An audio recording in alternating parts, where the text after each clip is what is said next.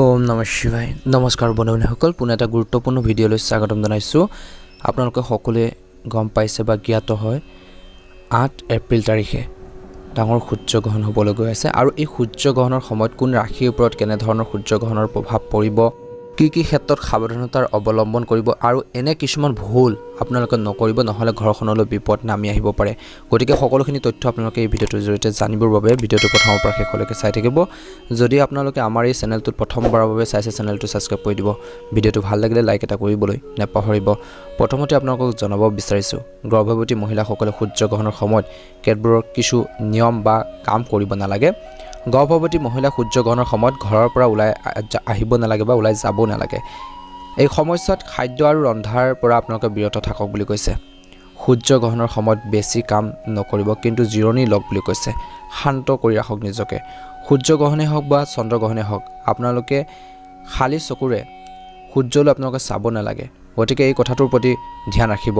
সূৰ্যগ্ৰহণৰ সময়ত আপোনালোকে বিশেষ কেইটামান বস্তু আপোনালোকে ভুলতো ব্যৱহাৰ নকৰিব, নহ'লে আপোনালোকৰ ঘৰখনত নিগেটিভ প্ৰভাৱ পৰিব পাৰে, ঘৰখনত কাজিয়া পেচাল হ'ব পাৰে, ভুল বুজাবুজি হৈ থাকিব পাৰে। সূৰ্যগ্ৰহণৰ সময়ত কটাৰী হওক, কেঁচি হওক বা যিকোনো চোকা বস্তু আপোনালোকে এই সময়খিনিত ব্যৱহাৰ কৰিব নালাগে। আৰু এটা কথাৰ প্ৰতি আপোনালোকে ধ্যান ৰাখিব, সূৰ্যগ্ৰহণৰ সময়ত ফল মূল কাটিব নালাগে। আৰু এটা কথাৰ প্ৰতি ধ্যান ৰাখিব, সূৰ্যগ্ৰহণ যেতিয়া আপোনালোকৰ হৈ থাকিব এই সময়খিনিত আপোনালোকে কোনো গছ গছনি স্পৰ্শ কৰিব নালাগে, বিশেষকৈ তুলসী গছ আপোনালোকে কেতিয়াও চুব নালাগে। গতিকে ধ্যান ৰাখিব, সূৰ্যগ্ৰহণৰ সময়ত ফল মূল কাটিব নালাগে। গ্ৰহণৰ সময়ত টোপনিৰ পৰা বিৰত থাকক, অৰ্থাৎ আপোনালোকে শুব নালাগে। গ্ৰহণ লাগি আছে সেইখিনি সময়ত আপোনালোকে শুব নালাগে, নহ'লে নিগেটিভ প্ৰভাৱবোৰ আপোনালোকৰ ওপৰত পৰিব পাৰে বুলি কৈছে। গতিকে ধ্যান ৰাখিব, আপুনি শিথিল হ'ব লাগে। গৰ্ভৱতী মহিলাই সূৰ্যগ্ৰহণৰ পিছত কি কৰিব লাগে? বিশেষকৈ গৰ্ভৱতী মহিলাসকলে সূৰ্যগ্ৰহণৰ পিছত স্নান কৰিব লাগে। বিশুদ্ধ পানীৰে আপোনালোকে গা ধুব লাগে, পৰিষ্কাৰ কাপোৰ পিন্ধিব লাগে আৰু গ্ৰহণৰ সময়ত পিন্ধা কাপোৰ আপোনালোকে বিশেষকৈ পৰিষ্কাৰ হ'ব লাগে। আৰু কৈছে যে ইয়াৰ দ্বাৰা আপোনালোকৰ মাতৃ আৰু সন্তানৰ স্বাস্থ্য ভাল হৈ থাকে বুলি বিশ্বাস কৰা হয় আৰু লগতে ইয়াৰ কোনো প্ৰভাৱ বা নিগেটিভ প্ৰভাৱ আপোনালোকৰ ওপৰত নপৰে। এতিয়া আহিছোঁ আৰু কেইটামান গুৰুত্বপূৰ্ণ কথালৈ। বন্ধুসকল, এই সূৰ্যগ্ৰহণৰ সময়ত আপোনালোকৰ প্ৰতিকাৰ স্বৰূপে কিছুমান কাম কৰিব পাৰে। আপোনালোকে সূৰ্যগ্ৰহণৰ দিনা অৰ্থাৎ আপোনালোকৰ 8 এপ্ৰিলৰ ৰাতিপুৱাৰ সময়খিনিত আপোনালোকে সোনকালে সাৰ পাই সূৰ্যদেৱতাক পানী আগবঢ়াওক। প্ৰথমতে এনে কৰিলে ৰোগৰ পৰা আপোনালোকৰ সকাহ পোৱা যায় বুলি বিশ্বাস কৰা হয়। সূৰ্যগ্ৰহণৰ দিনা ৰাতিপুৱা সোনকালে সাৰ পাই আদিত্য হৃদয় স্তূপ আবৃত্তি কৰিব পাৰে। এনে কৰিলে আত্মবিশ্বাস বৃদ্ধি পায় আৰু আপোনালোকৰ কেৰিয়াৰৰ ক্ষেত্ৰত যদি আপোনালোকৰ কিছুমান সমস্যা চলিছিল সেইখিনি ক্ষেত্ৰত অগ্ৰগতি আহে বুলি বিশ্বাস কৰা হয়। বন্ধুসকল, সূৰ্যগ্ৰহণৰ দিনা গুড় হওক বা আপোনালোকৰ ঘেঁহু দান কৰিলে আৰ্থিক লাভ হয় বুলি বিশ্বাস কৰা হয় আৰু ইয়াৰ লগতে আপোনালোকৰ স্থান প্ৰতিপত্তি সন্মানো আপোনালোকৰ বৃদ্ধি পায়। সূৰ্যগ্ৰহণৰ সময়ত বন্ধুসকল আপোনালোকে কিছুমান কথাৰ প্ৰতি আপোনালোকে ধ্যান ৰাখিব। আপোনালোকে সূৰ্যক আপোনালোকৰ পিতৃৰ কাৰক বুলি গণ্য কৰা হয়, যিহেতু সেই সূৰ্যগ্ৰহণৰ দিনটো পিতৃক সেৱা কৰক। আপোনালোকৰ দেউতা যদি আছে সেৱা কৰক, বয়োজ্যেষ্ঠ যদি ঘৰত লোক আছে তেওঁলোকক সেৱা কৰক বুলি কৈছে। তেওঁলোকক সেৱা কৰি আপোনালোকৰ নিজৰ কাম কাজখিনি কৰিবলৈ চেষ্টা কৰক। যদি আপোনালোকৰ দেউতাৰ কিছু আপোনালোকৰ নাই বা তেওঁক স্মৰণ কৰক বুলি কৈছে, যিসকলে নাই তেওঁৰ ছবিৰ সন্মুখত আপোনালোকৰ তলমূৰ কৰক বুলি কৈছে। এনে কৰিলে সূৰ্য আপোনালোকৰ ভাল প্ৰভাৱবোৰ আপোনালোকৰ ওপৰত পৰিব আৰু সূৰ্যৰ শক্তিশালী হয় আৰু আপোনালোকৰ ইচ্ছাৰো আপোনালোকৰ পূৰণ হয় বুলি বিশ্বাস কৰা হয়। সূৰ্যগ্ৰহণৰ দিনটোত আপোনালোকে যোগাসন আৰু ধ্যান কৰিও আপুনি ভাল লাভ পাব বুলি কৈছে। সূৰ্য দেৱতাক আপোনালোকে আত্মাৰ বাবে দায়বদ্ধ গ্ৰহ বুলি গণ্য কৰা হয়। যদিও সূৰ্যগ্ৰহণৰ দিন ব্যায়াম কৰিলে আপোনালোকে নিশ্চয়কৈ এটা ভাল প্ৰতিফলন দেখিবলৈ সক্ষম হ'ব, যদি আপোনালোকে নিজৰ কাম কাজখিনি সুন্দৰভাৱে কৰি যায়। আৰু এই সময়খিনিত কৈছে বা এই দিনটোত আপোনালোকে কোনো ব্যক্তিক বেয়া ব্যৱহাৰ কৰিব নালাগে, কাকো আপোনালোকে ঠগিব নালাগে, বেয়া কথা ক'ব নালাগে, বিশেষকৈ অসৎ কামত লিপ্ত নহ'ব বুলি কৈছে, নহ'লে সূৰ্য দেৱতাৰ বা সূৰ্যৰ গ্ৰহণৰ যি নিগেটিভ প্ৰভাৱ আপোনালোকৰ ওপৰত পৰিব পাৰে বুলি কৈছে। গতিকে ধ্যান ৰাখিব, সূৰ্যগ্ৰহণৰ দিনা আপোনালোকে বিশেষ কেইটামান মন্ত্ৰ আপোনালোকে জপ কৰক বুলি কৈছে। আপোনালোকৰ ইচ্ছা পূৰণ হ'ব আৰু পৰিয়ালত সুখ আৰু সমৃদ্ধি বাঢ়িব।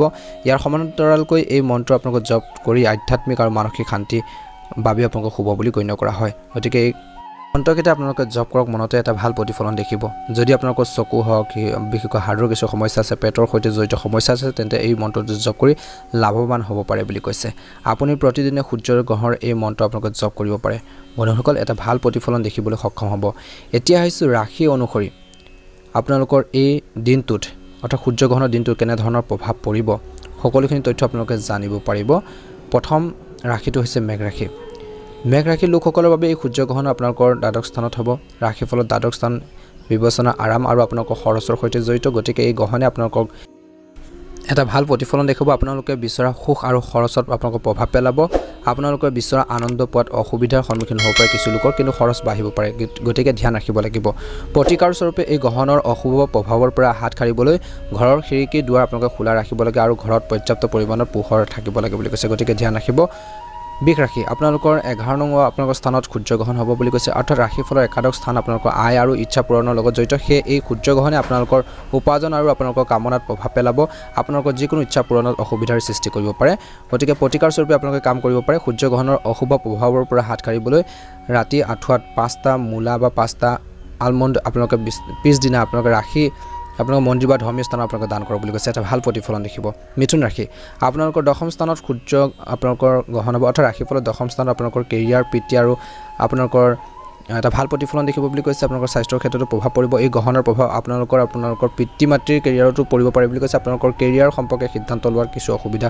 সন্মুখীন হ'ব পাৰে বুলি কৈছে প্ৰতিকাৰ স্বৰূপে আপোনালোকে ধ্যান ৰাখিব এই গ্ৰহণৰ প্ৰভাৱৰ পৰা হাত সাৰিবলৈ মূৰত বগা বা আপোনালোকে বেঙুনীয়া ৰঙৰ টুপি আপোনালোকে বা পাগুৰি পিন্ধিব লাগে এটা ভাল প্ৰতিফলন দেখিব কৰ্কট ৰাশি আপোনালোকে এই সময়খিনিত গ্ৰহণৰ প্ৰভাৱ আপোনালোকৰ পৰিব ৰাশিফলত নৱম স্থানত ভাগ্যৰ লগত জড়িত গতিকে এই গ্ৰহণে আপোনালোকৰ ভাগ্য আৰু সৌভাগ্যত প্ৰভাৱ পেলাব এই সময়ছোৱাত আপোনালোকৰ ভাগ্য আপোনালোকৰ সম্পূৰ্ণৰূপে সহায় নকৰিব পাৰে প্ৰতিকাৰ স্বৰূপে গ্ৰহণৰ প্ৰভাৱৰ পৰা নিজকে ৰক্ষা কৰিবলৈ মন্দিৰত গুৰ দান কৰিব পাৰে সিংহ ৰাশি লোকসকলৰ বাবে এই সময়খিনিত আজিৰ দিনটোত অৰ্থাৎ এই সূৰ্যগ্ৰহণৰ দিনটোত আপোনালোকৰ প্ৰভাৱ পৰিব বুলি কৈছে সেই সূৰ্যগ্ৰহণে আপোনালোকৰ বয়সত প্ৰভাৱ পেলাব স্বাস্থ্যৰ ওপৰত আপোনালোকৰ উত্থান পতন হ'ব পাৰে গতিকে স্বাস্থ্য পাতিৰ ক্ষেত্ৰত ধ্যান ৰাখিব প্ৰতিকাৰ স্বৰূপে গ্ৰহণৰ অশুভ প্ৰভাৱৰ পৰা হাত সাৰিবলৈ আপোনালোকে গায়ত্ৰী মন্ত্ৰ 108 বাৰ আপোনালোকে জপ কৰিব কন্যা ৰাশি জাতক জাতিকাসকলৰ এই সূৰ্যগ্ৰহণে আপোনালোকৰ জীৱন সংগীৰ সৈতে আপোনালোকৰ সম্পৰ্কত প্ৰভাৱ পেলাব পাৰে গতিকে আপোনালোকৰ জীৱন সংগীৰ স্বাস্থ্য পাতিৰ ক্ষেত্ৰত যত্ন ল'ব লাগিব প্ৰতিকাৰ স্বৰূপে এই সূৰ্যগ্ৰহণৰ অশুভ প্ৰভাৱৰ পৰা হাত সাৰিবলৈ খাদ্য